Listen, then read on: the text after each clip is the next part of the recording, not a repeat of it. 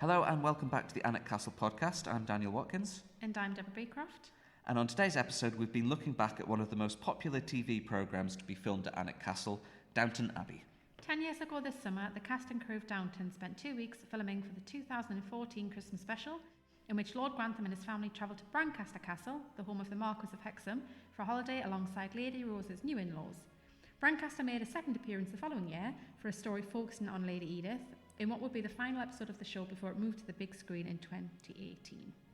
To mark the 10th anniversary of Downton Abbey at Alnwick Castle, we gathered two of our castle team members, Brad and Jody, to talk about the episodes that were made here, Downton generally, and more. Here's our chat with them. Please enjoy.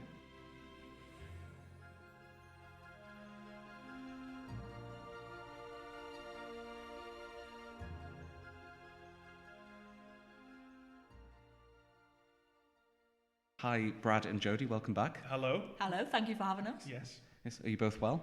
Yeah, really good. How Yeah, are you? excited about Excited. this. Nice. Downton fans? I enjoy Downton. I like a period drama. Yeah. It comes with working in a castle, right? Oh, I mean, it's fitting. I think I just like the Alnwick Castle episodes. Is that egotist or vain? Yes, probably, but it's a good show. Yeah. So, 2 episodes filmed here, 2 Christmas specials. The first one was filmed 10 years ago, round about nowish, summer 2014. Came out that winter, and then they came back for the final ever episode. Does anybody here remember Downton filming in Alnwick? I do. I remember the excitement around it as well. Mainly because it was snowing in July. And I know we've had some pretty weird weather recently, but snow we haven't had yet. So when the streets were covered outside our school with the snow and the cars, very, very exciting. I'm going to have to... was it snowing for real or like the magical film snow? Because I'm now in my head questioning what this was. I assume you mean the film magic. The magical Okay. snow. I could see how believable it was. Yeah. And it took forever to leave the streets. It got stuck in the cobbles and it was around for months. See, I don't remember this. I don't know if I was just sort of hiding under a rock or something like that, but... Yeah, just outside the streets of Alnwick, Bailiff Gate. I don't remember this, and I feel like I must have just been on holiday or under a rock when they're filming. The old school building on Bailiff Gate, just outside the castle, was turned into a pub for one of the scenes. So I think it's Mr. Molesley, but they're walking along the street, and I think they're supposed to be in Yorkshire. Right. But it's Bailiff Gate in Alnwick, and it's snowing because it's a Christmas episode. Yeah. But if you were driving through Alnwick in the summer of 2014, sunshine, then snow just outside the castle, and then sunshine again. It must have been strange if you were just passing through on the way to Scotland. It must be really weird for like anyone who's like gone to work or something like that, left Alnwick when it was nice, hot and sunny, and then come through back in after finishing a long day of work and going, it's snowing. What is going on? And then just looking over, is that Hugh Bonneville? Just glancing out. Oh, there's Maggie Smith as well. This is weird fever dream. Yeah, I don't think she was here. She was probably the only main cast member who didn't come. Yeah. Well, they were coming up to do a sort of Christmas shooting party on the grounds, and I don't think the Dowager... It's not a cup of tea. Yeah. No, probably not a cup of tea. No, Understandable. It would have made a huge amount of sense, I don't think. Yeah, so she stayed at home at Downton. Mm-hmm. The rest of them came to Brancaster Castle, which we got renamed for the episode. And then Christmas Day, it turned up. I remember watching it on the day. On Christmas excited. Day, wow. Watching the cars roll in. Yeah. It's great shots. I mean, the panoramic shots of the castle from the outside really serve the first Duchess's desire to just have the best viewpoint. Yeah, I was going to say, the cinematography in the episodes really makes the castle look stunning. Mm-hmm. And I don't know if it's just because I really like snow and I hate the sun, but it really does just make the castle look amazing. Yeah, It also majestic. makes the rooms look good because they do a huge opening from all of the staterooms. Yes. It just follows Alan Armstrong's butler character all the way through, and you can immediately know where you're going into. Yeah, because I think it's quite nice with the stateroom shot, like you're saying, of like him walking through, because the staterooms are basically on like not really a straight line. Yeah. It's slightly curves, like drawing room, saloon, and stuff like that. But it is, I think that shot looks nice because it's lovely straight and it's glorious. And is pretty much the first fictional filmed shot inside the castle. Yes. It never really been allowed before Downton came and did it, and they did make those rooms look good. They did. Really fitting as well for the type of household it was being used for. Yeah. That was going to be the first filming, and we can see the shots of them preparing the house for the family. Yeah. You can imagine it's used today and it's used back then as well. I mean, I think as well with the fact of they didn't really have to change much in the room, so to speak. Like, you know, normally if you go to a big location or something like that and you're filming inside, you might have to change literally everything, get some new furniture in, put a plane on it. But then when you look at the staterooms, it literally screams Downton Abbey. And, you know, it's nice that the fact that they literally came in. I mean, they used us at all, which I think is quite amazing. I mean, we look beautiful as is, but they made us look gorgeous. Yeah. And I think as well the way they do the shots is when visitors are coming in, you can see the ones who are fans of Downton immediately go, I recognise this. Is this the order? I thought I saw it in a different way. Yeah, is this right? There was a dinner here, wasn't there? Yeah. They added a few props at the time. There was a nice gong that was added into the anti-library that was not part of the castle collection. I don't think the gong gets hit in the episode. I'm devastated. But I would it's love to it. there for background. Yeah. They made these beautiful moulded decorative cases that went over any light switches that were visible in the rooms, so you didn't see the modern lights. Yeah. And my favourite little historical detail that they thought about was any portraits in our rooms that were going to be filmed that dated after 1926, when the episode was set, were taken down from the walls, and they put prop portraits up of people in 18th century Regency wigs to replace it. They've gone to that level of detail of going, right, that's not from this time, take it down, let's get it replaced. And I think it's just credit to them, you know, it is amazing eye for detail. It is. There was an on-set conservator who was brought in by the film company.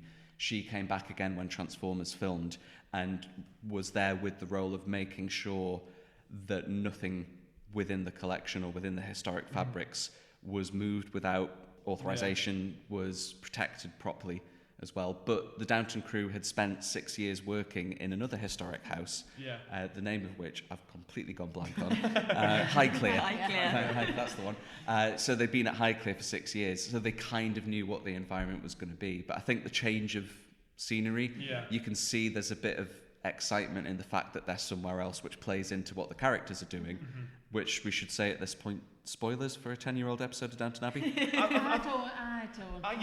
I don't think so, but I think if we just say it, then we're clear and we're not going to get people sort of with pitchforks wanting to kill us. If you're listeing to this and you were watching through Downton Abbey the first time and haven't got to series 5 yet, we might get into plot details.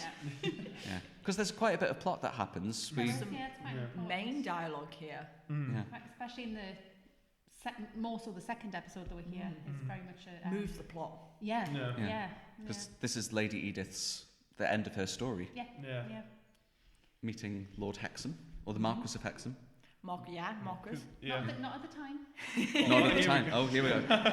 Yes, Deborah is our Downton expert. I was going to say, she's the Downton expert, yes, He's not intending on being the heir at the time, I don't think. Is he the land agent, or I can't remember exactly, but he's not expected to be, I don't think. And then by the time of the second episode. By the time they actually get married, yes, he is. So we've got them connected, and then he inherits Brancaster. Lady Edith moves in with him. Is it here where Lady Mary meets Matthew Good's character? Henry Talbot, yes. Yes. Lady Mary has a very important conversation on our ramparts. You've got Lady Rose and her husband. Lily James appears in the first episode. She's out of the show by the second one. And actually, it's quite a dramatic episode for her and her father-in-law. Yes. That episode.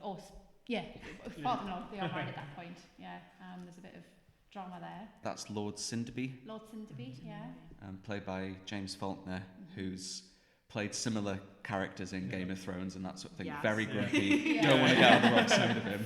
He's been typecast almost. But as always, there's some fun things happening with the downstairs staff as well, particularly between the butler and Thomas and things like that. So we don't get all of the downstairs staff come. We don't get Carson, we don't get Mrs. Hughes, but Thomas is there with the family, travelling with them, and Branson is part of the family by this point, so he's there but not in his downstairs role. No, he is in the dinner scene. As everybody else is. They've used all the rooms. They had dinner in the dining room, Yes. in the place you would expect. Yeah. But again, first time that room's been used for that kind of scene, and it looks pretty grand It does. when you're watching it on film. I know this next sentence is going to sound bizarre. Of course, for the fact, I'm just pre-warning it. Because, of course, like, when they filmed it in 2014, of course, the Downton Abbey is meant to be set in, like, the 1900s. It does just feel like you are looking through sort of a lens in time, and you are literally looking at something taking place in the 1900s. And like I said, I know that sounds really insane because, of course, it's impossible to be filmed from the 1900s, but I just think it looks glorious. I think the dining room with, like, sort of the lovely banquet hall ceiling and stuff, the lovely Canadian pine, it just looks beautiful. And as someone who just watched Downton, who wasn't working at the castle at the time, who doesn't live in Alnwick, to be honest, I had no real connection to it when it came out as an episode of Downton Abbey filmed at Alnwick Castle. But you could tell when I remember watching it and being sort of really impressed with it all, even though I really didn't have it, because I didn't watch it because it was Alnwick Castle. You watched it because it was Downton? I watched it because it was Downton Abbey and it was the Christmas special, but I had to watch it on Boxing Day because of the time of it. Of course. But yeah, so to me, I remember just seeing it and sort of watching it as just another episode of Downton Abbey, but still having that, like sort an of amazing wow place factor. to use. And even having it filmed at Alnwick, I don't really remember that being a big thing. We were not allowed to really talk about it being filmed here until the episode came out. At the time of filming, certainly everything had to be kept secret, any plot details, because Downton was huge. It was so popular. Anything that came out, even down to Lady Mary's haircut, which had changed in Series 5 to a very nice bob, that would have been revealed here in the filming before any of those episodes had aired. So it was all kept quite quiet until the episode came out, and then we were free to talk about it. And I know this because I watched it live, and I was running the Castle Twitter account at the time, and I had to live tweet it as good. That's us. That's also us. I think we got a nice tweet back from Claire Balding that night, which was quite good. Go on, Claire. It was, even when it came to the second episode, I didn't really have that sort of link to the castle at all. It wasn't, but it was such an impressive way they used the castle, they used the space, they used the grounds. Like, you could tell that thought about what they were going to do and used it as much as they could. And I think you see that the connections come now through the staff as well, who were here for the filming and remember it. I think that connection between, because the Duchess likes having people to welcome people into the family home.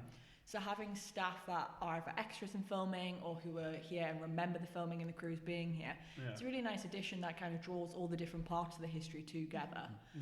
Especially with Downton Abbey being inside the rooms for the first time. But it's just a unique experience, isn't it? No, I mean, sort of going off what you were saying, I was speaking to, I don't think she'll mind me saying her name, Liz, who done the flowers for the dining room scene. I didn't realise she'd done the dining room, and she said, if I'm not mistaken, it was 500 roses she got for the scene. And I mean, Liz is sort of the resident florist for the welcoming hall to the Alnwick Castle. You're in a room surrounded by weapons, guns and swords, and there's a lovely sort of bouquet of flowers always on the table, which is quite contrasting, but she's incredible at it. And just hearing sort of the love and passion that came from when she was talking about, like, helping out for Downton Abbey and stuff, it was just lovely to hear, really. It's with that kind of thing, though, you probably don't notice that you've got this many roses or flowers or bouquets on screen. But if it wasn't there, you would miss it. No, exactly. You know what I mean? You would notice that there was spaces that hadn't been looked at, but clearly they looked at everything and thought, but even if they weren't really something that you focused on, they need them, otherwise it doesn't quite look like this house that these family are renting. I think that goes to show you how really sort of amazing the props team and the set design team is, because like you're saying, the flowers on the main focal point of the table. You've got this lovely banquet dinner, of food galore, all these plates that do look amazing from the camera. You've got all this amazing delicacies on the dish, on the plates and stuff. But then without these roses or anything like that, you would feel something's missing. And I think it is just credit to them. And it's not a case of the film crew came in, took over the castle, did their filming and left. A lot of it was done collaboratively with the castle. So the laying of that dining room table was a combination of the props department and our team of butlers in the castle household. The looking after things, there was the on-set conservator, but our collections team were a big part of that as well. Our maintenance department had to have discussions about metal poles underneath the balcony level in the library so that it could support the heavy cameras that they wanted to film, and you get shots of the library from up on the upper level. You get views you don't get to experience when you're visiting the castle in person. So a lot of these things and roles are being shared to help make the castle look as good as possible. It's that fusion of the functioning of a modern castle and a film set plus the history. It's not like they just sort of like basically just came and went, hey, we're filming here, we're the bosses. You know, like you said, they work collaboratively, which I think is just so lovely to hear, that it was a case of this, we are working together here, we are in this amazing place, so let's use it to its full advantage. And I think that is quite amazing. And they really did. They used the grounds, like Deborah said. They went inside the staterooms. They filmed around the river. They drove in to the castle. They drove out again. And they used Holm Park just west of the castle as well for the scenes where they go shooting.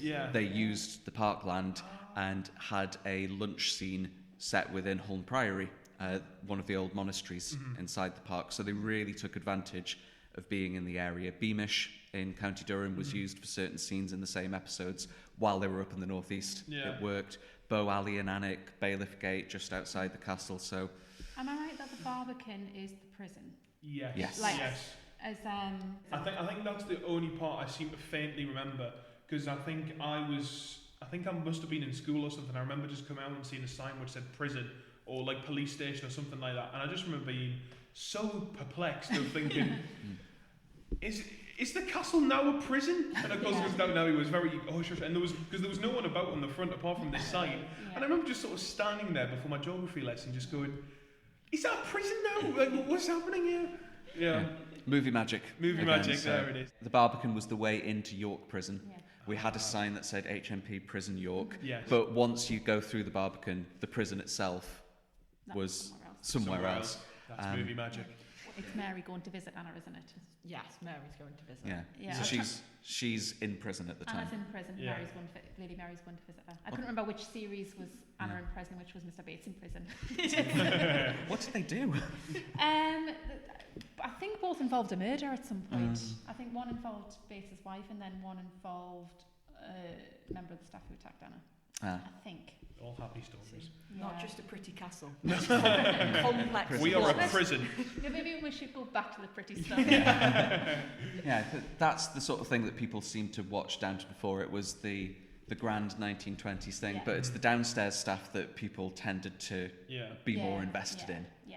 I think Lady Mary's estate management opportunities is maybe less compelling than Bates and Anna's stories, but I could be wrong. Any favourite characters, any favourite Downton storylines generally, not just the ones at the castle? Well, Violet's always going to be a favourite. I was going to say, you can't have top characters and not have the Dowager, because she has the best lines by far. Thomas, I was Thomas.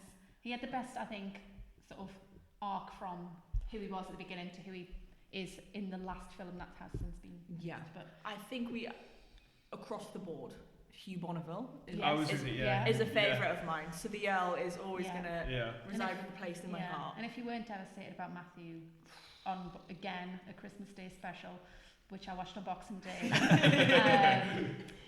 that was a massive shock, even if the papers had spoiled it. I'm trying to think, what happened to Matthew again? He had a car accident the day his son was born. Yes, I remember now. It's very dramatic, and it's always the Christmas Day that has these big things that happen. Although saying that, the Christmas specials here tended to be all right. I think they maybe not have the shock value, but you can only kill someone off in a car so many times. But I think they did tend to have.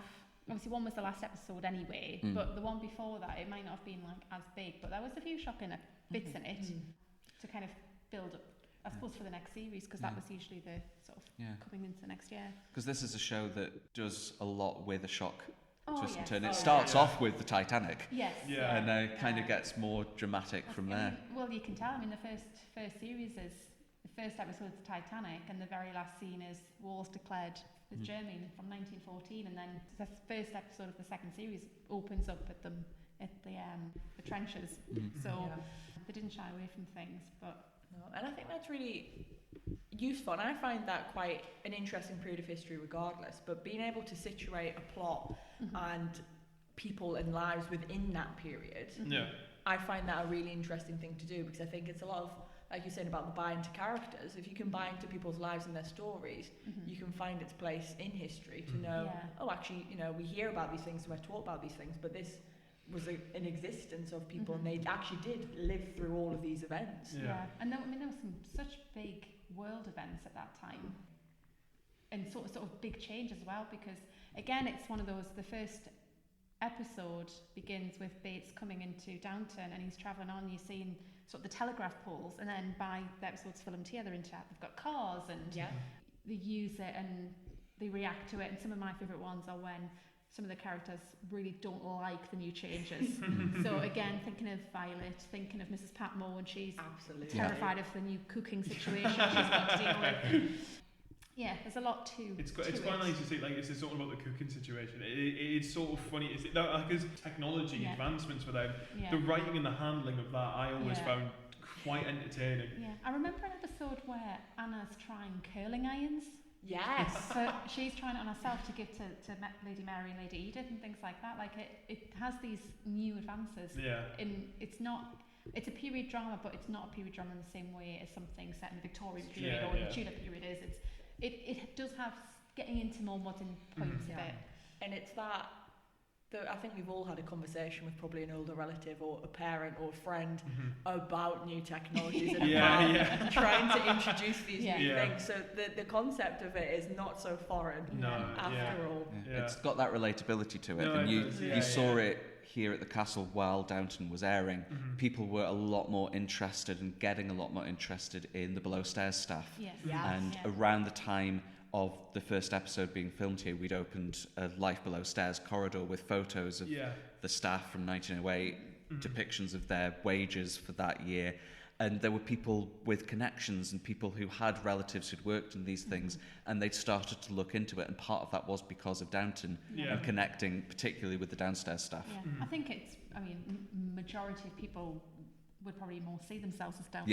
In that kind of period. They're not going to be the sort of high-end earls or anything like that. But would you rather be upstairs than downstairs?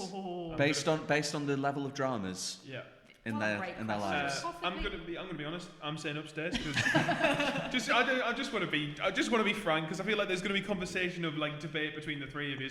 I'm just taking the upstairs. I was going to say I'm more likely to be downstairs, but the costumes were much better for the upstairs. They were stunning. I'm not sure I like the maids' outfits all the time. No. I feel like I don't know. Can I have an arc and can I go from down? I think they might have had harder working days, but they did have a little bit more like relaxing time. As relaxing time, whereas if you were upstairs, no matter what time of day you were in a suit or in a big dress, or you had to get changed so many times a day, which, you know. That sounds like the life.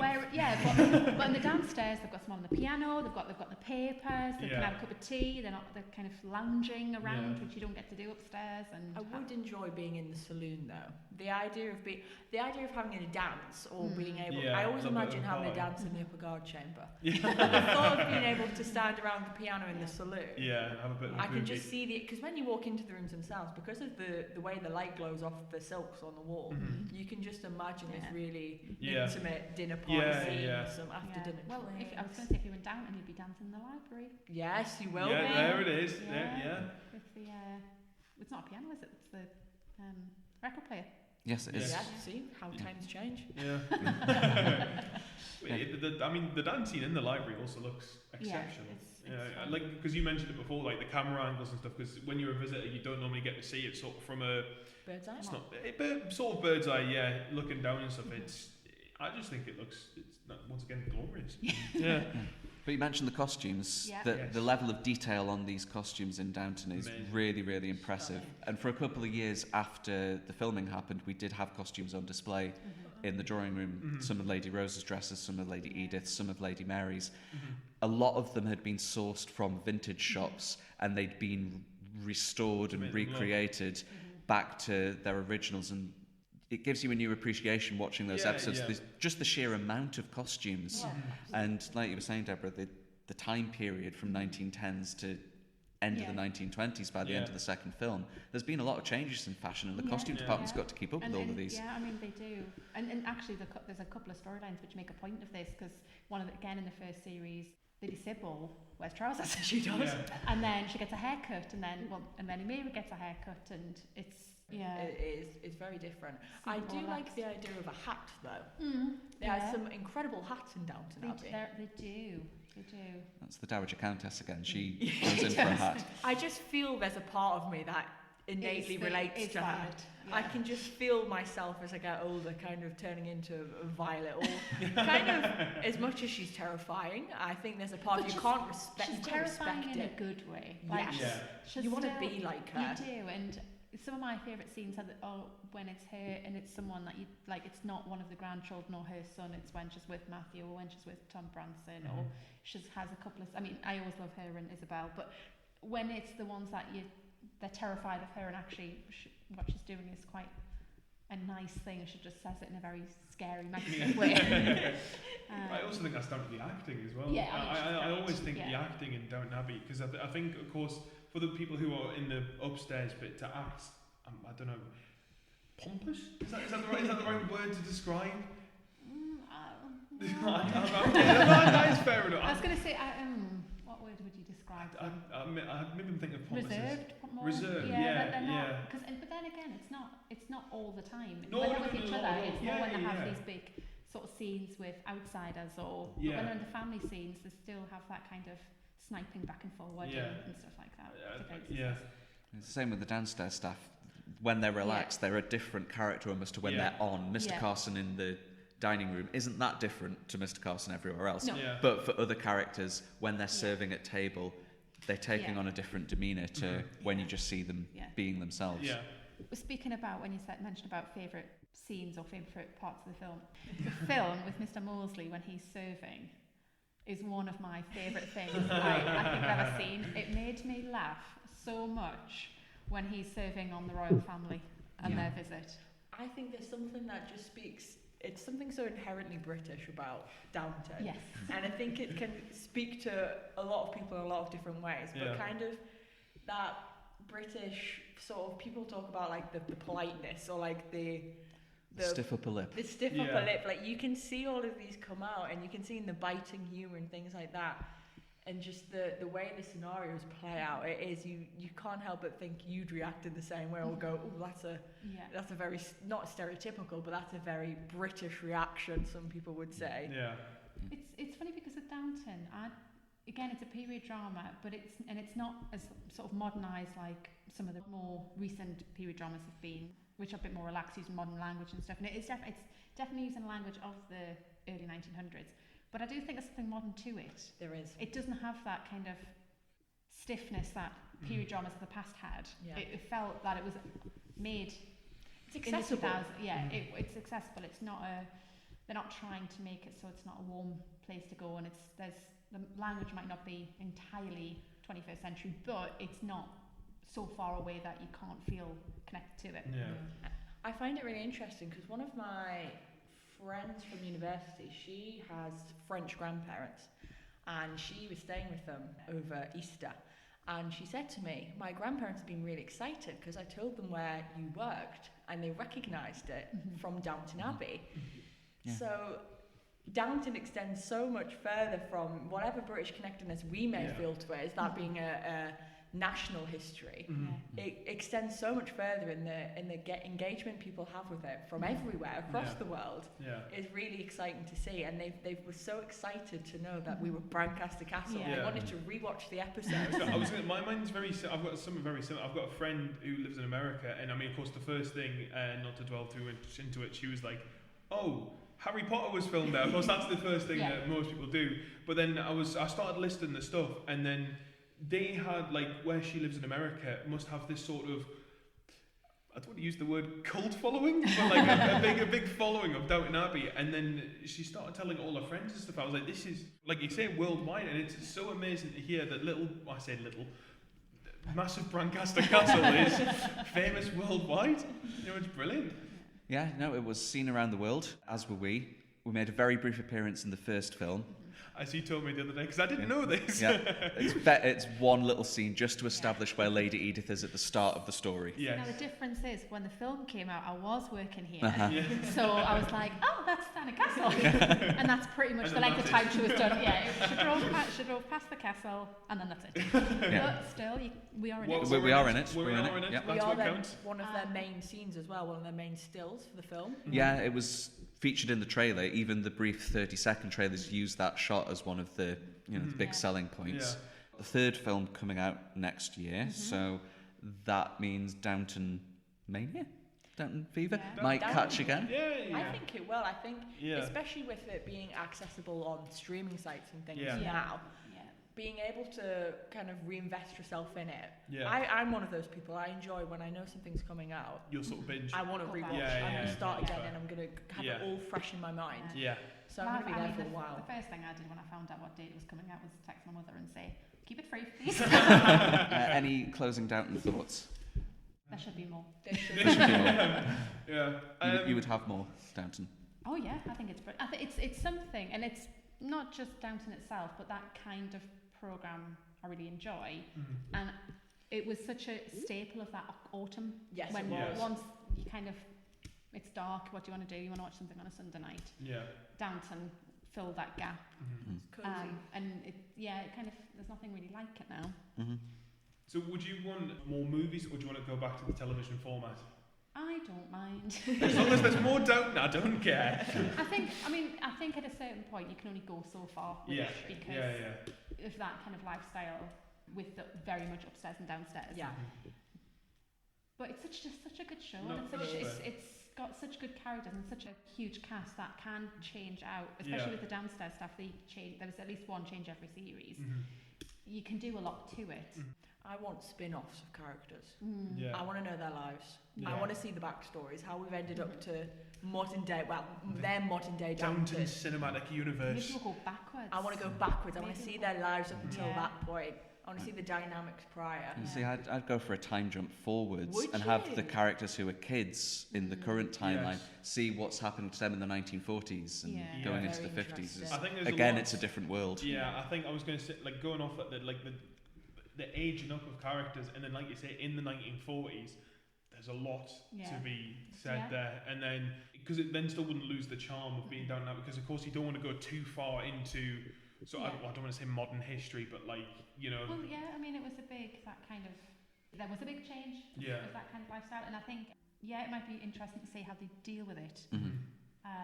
And then, but not Because too far what jump it. period or what time were we at the end of the think second that- film? Lady Cora's brother, who's Paul Right. Giamatti, is back in it. I'm Yeah. wondering if they'll go to 1929 and do the Wall Street crash. Yeah, I was going to say the Depression. Yeah, Yeah, could do. possibly. If- Yeah, if we're come look- back from like America. Yeah. yeah, Yeah, because you were starting to get Hollywood. yeah. They Second film. and they were about to transition into talkies, which Yes. makes me think 1927-ish. Oh, maybe, Yeah. Film history buff Brad. Yeah, First 27. talkies. 27. Oh, Thank you. maybe a bit Yeah. more than I thought then. Yeah. So because they had to transfer to because Lady Mary was doing the voice. Yes. Yes. Yeah. In the film, yeah. Yeah. So it could be that they go with the Depression. I would think so. If we're Yeah. basing on there being some important historical event that Yeah. kind of helps plot. Was that 29? Was it the Wall Street Yes. crash? Yeah. Yeah. Yeah. It'd be Yeah. quite interesting to see the perspective of like that event happening in like Yeah. through the eyes of British Downton Abbey characters. But I think maybe we're all agreed we'll get Marquis of Hexham spin-off set at Brancaster. That would be Yeah, that would honestly, be yes. Perfect. Yes. To be Well, fair, he was a really good character. Yeah. He was Yeah. just really Oh, gotcha. sweet. Yeah. He was just such a lovely character. And then what depending on what we can be, I mean, have me as the upstairs character, please. That would Yeah. be wonderful then. Yeah. Upstairs Yeah. extra. Okay, I well, think- we're casting ourselves now. Yeah, we have to. I mean, it's only fitting. I mean, I don't think my rough sort of Annick Northumbrian accent is very fitting, but I can try put on a lovely accent for it. Yeah, well, on that note, thank you, Brad and Jody, for coming to chat Downton with us. It's been a pleasure. Thank you. We'll see you at Brancaster. See you. Oh, that was good. Yeah. Good segue. By that he means work. Okay, yeah. See you at work.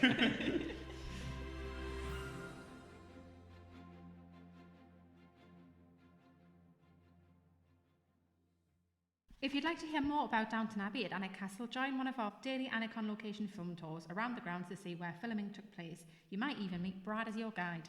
For more Downton Abbey related discussion, head into our podcast archive to find episode 35, Alnwick Castle and Television, or to hear the real history of some of Alnwick Castle's domestic staff, go to episode 19, Life Below Stairs at Alnwick Castle.